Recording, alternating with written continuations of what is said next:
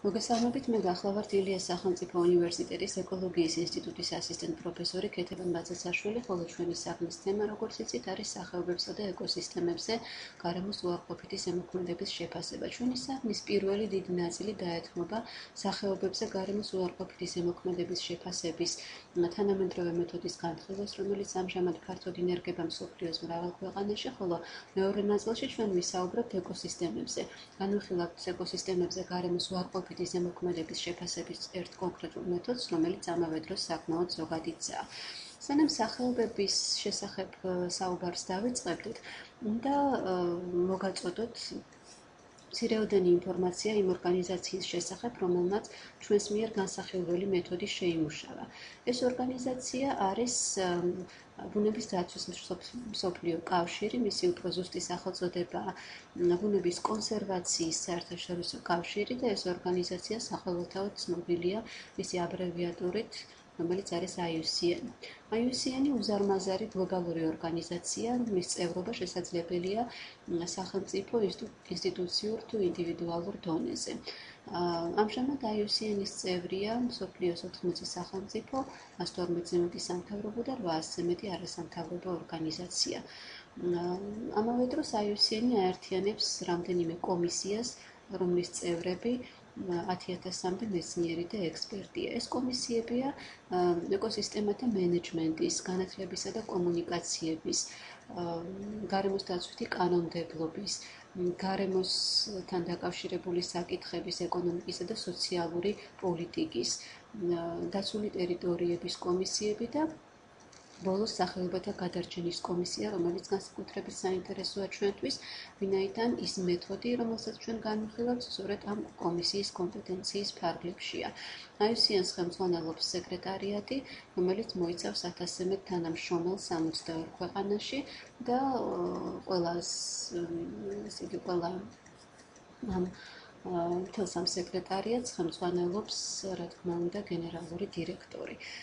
ჩვენთვის საინტერესო, როგორც თქვი, კომისია გახლავთ სახეობათა გადარჩენის კომისია, რომელსაც ასევე ყავს თავისი ხელმძღვანელი, მას ექვემდებარება სახეობათა გადარჩენის კომისიის მმართველი კომიტეტი და ამ კომისიაში გაერთიანებულია 7000-ზე მეტი მოხალისე ექსპერტი და 100-ზე მეტი სპეციალისტთა ჯგუფი და ეგრეთ წოდებული ემოციონათა შემსრულებელი ძალები.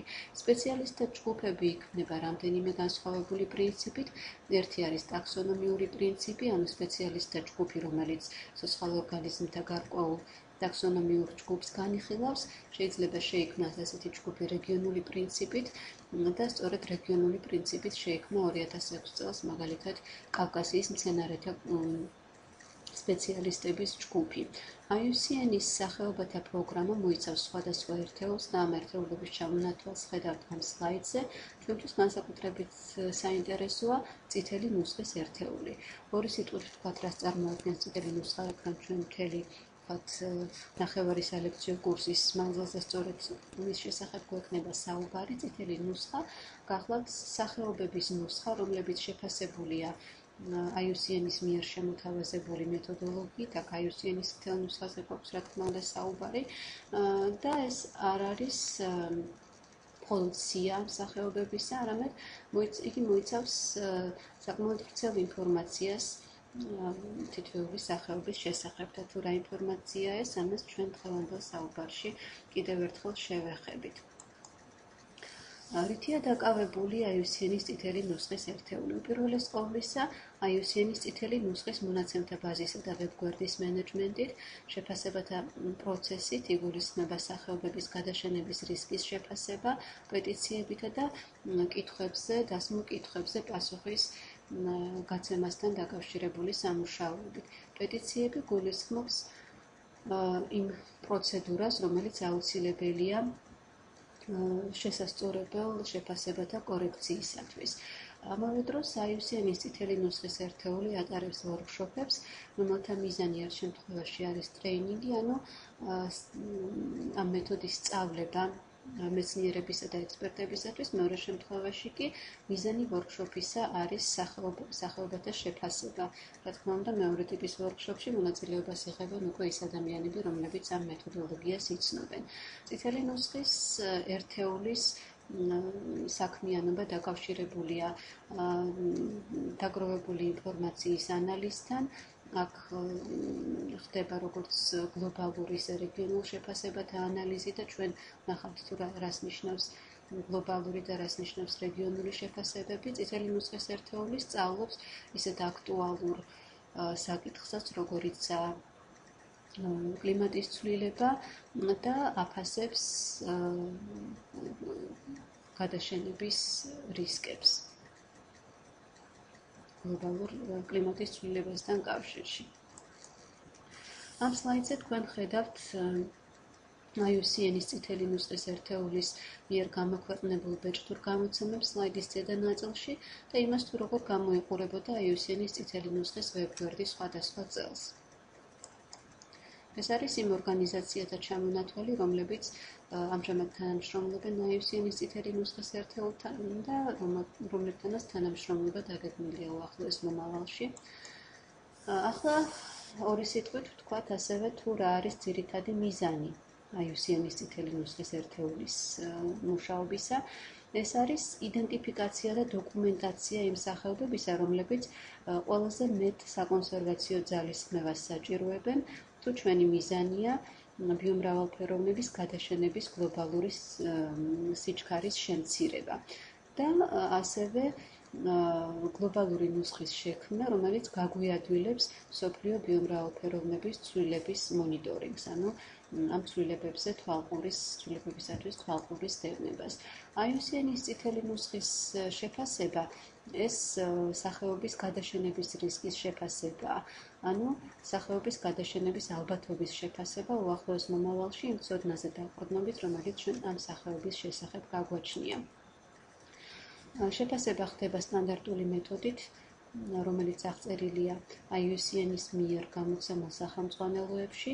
ამ სლაიდზე ხედავთ სახელმძღვანელოს, რომელიც საშუალებას გვაძლევს სახეობები გლობალურ დონეზე შევაფასოთ, ანუ შევაფასოთ მთელს არეალზე. ეს არის სახელმძღვანელო, რომელიც განკუთვნილია სახეობათა რეგიონული შეფასებისათვის. ანუ აქ ჩვენი, ასე ვთქვათ, ამომავალი წერტილი არის სახეობის შეფასება ჩვენთვის საინტერესო გეოგრაფიული ერთეულის ფარგლებში. ყოველივე ამაზე დაწვრილებით ვისაუბრებთ მომდევნო ესე იგი ჩვენი ლექციის მომდევნო ნაწილებში თუ მომდევნო ლექციებში. ახლა ჩამოვაყალიბოთ თუ რა ტიპის დოკუმენტაციას მოიცავს IUCN-ის წითელი ნუსხა.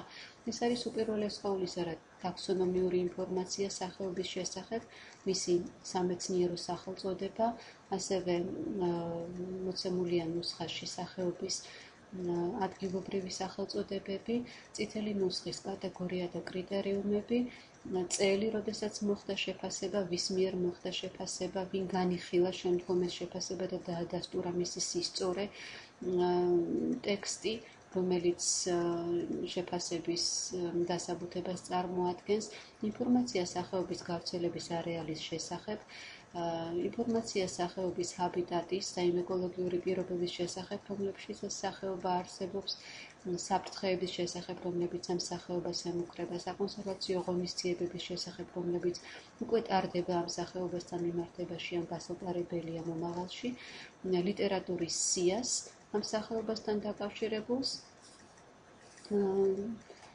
და ესე იგი, გავრცელებასთან კავშირში უნდა აღმენიშნა, რომ თან ერთვის ამ ყველაფერს სახეობის გავრცელების რუკა.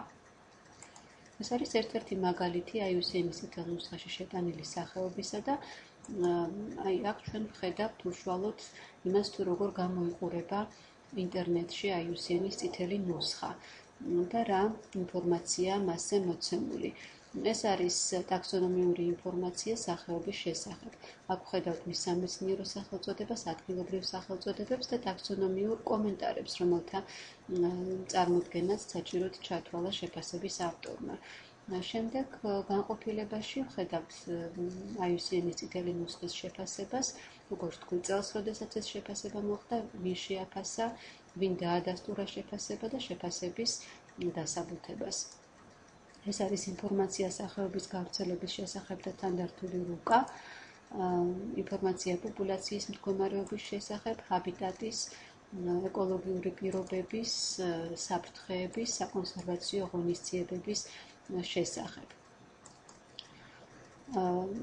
აქ ამ სლაიდზე მოცემულია თუ რა პროცედურა უძღვის წინ სახეობის გადაშენების რისკის შეფასების გამოქვეყნებას IUCN-ის წითელი ნუსხის ვებგვერდზე.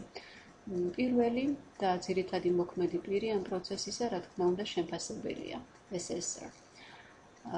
მაგრამ შემფასებლის მიერ სახეობის შეფასება არ არის საკმარისი იმისათვის, რომ ეს სახეობა IUCN-ის წითელ ნუსხაში მოხვდეს. სახეობის შეფასების სისწორე უნდა დაადასტუროს სულ მცირე ორმა მიმომხილველმა.